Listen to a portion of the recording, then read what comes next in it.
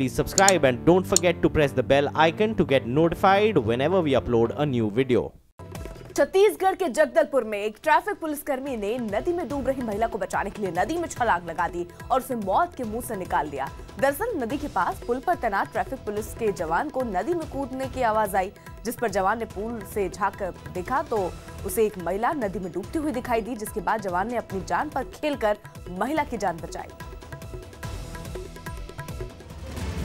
Mongolia में चीन के 3 J-20 स्टेल्थ विमान एक रफ्तार में आसमान में करतब दिखाने लगे। चीन अपनी सेना के 90 साल पूरे होने का जश्न मना रहा था, लेकिन इस दौरान उसने इशारों में भारत को धमकी दी।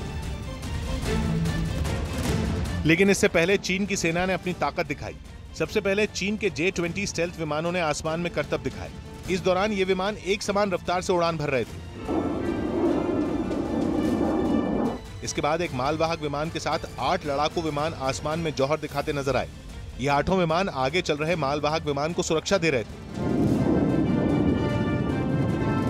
हालांकि चीन की वायुसेना का एक और करतब तब दिखा जब कुछ विमान आसमान में कलाबाजी खाते हुए अपने पीछे रोशनी जैसी चीज छोड़ते हुए आगे बढ़ गए। ऐसे ही कुछ और विमान बारी बारी से आए और अपना दम दिखाते हुए आगे बढ़ गए। साल 1949 के बाद चीन ने पहली बार सेना दिवस मनाया। हालांकि औपचारिक रूप से इसका आयोजन 1 अगस्त को होता,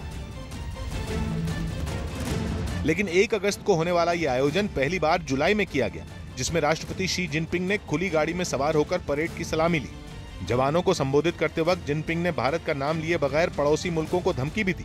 I firmly believe that our People's Liberation Army has the confidence and capability to defeat all invading enemies. Xi Jinping के भाषण के बाद चीन की थल सेना ने दम दिखाया। सेना दिवस की इस परेड में चीन ने ताकतवर मिसाइल, टैंक, बख्तरबंद गाड़ियों और हथियारों की भी नुमाइश की।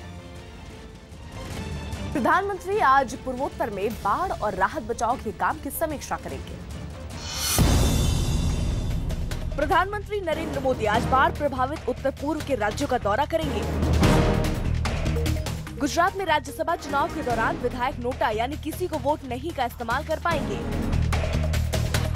यूपी सरकार ने ग्रामीण क्षेत्रों में हर वर्ग के उपभोक्ताओं को कैंप लगाकर बिजली का कनेक्शन देने का फैसला किया। चंडीगढ़ में जीएसटी मोबाइल ऐप लॉन्च किया गया, जिसमें व्यापारियों को अहम जानकारी मिलेगी। राजस्थान में बाढ़ के बाद बिगड़े हालात को काबू करने के लिए सरकार ने डॉक्टर समेत पूरे स्वास्थ्य विभाग की छुट्टियां रद्द कर दी। यूपी के शामली में खाप पंचायत ने एक ही गोत्र में शादी और कोर्ट मैरिज नहीं करने का फरमान सुनाया।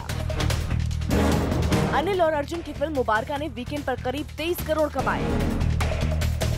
द कपिल शर्मा शो में काम करने वाली सुमोना चक्रवर्ती ने अपने एक इंटरव्यू में बताया कि कपिल की तबीयत ज्यादा ठीक नहीं है और वो दबाव में है। विद्युत जामवाल एक आदमी और हाथी पर बनने वाली फिल्म जंगली में काम करेंगे।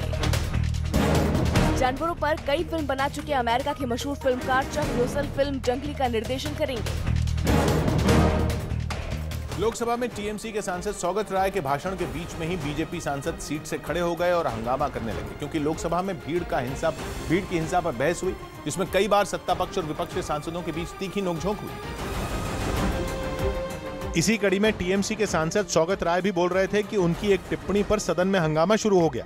सौगत राय ने सरकार को लेकर आपत्तिजनक टिप्पणी की, जिसके बाद बीजेपी सांसद भड़क गए और बयान वापस लेने की मांग की। इससे पहले सौगत राय ने भीड़ की हिंसा पर सरकार को खूब घेरा।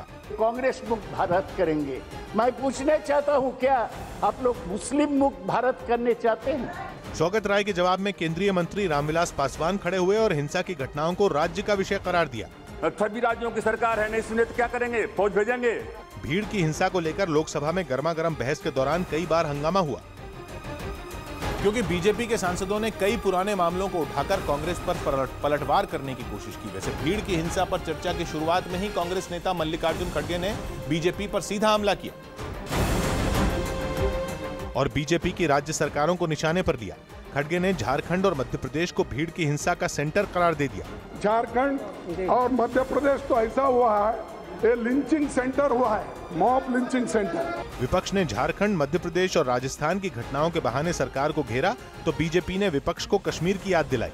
बहस के दौरान सरकार ने विपक्ष के आरोपों को खारिज किया और राज्य सरकारों से इस मुद्दे पर तालमेल बेहतर करने का दावा किया।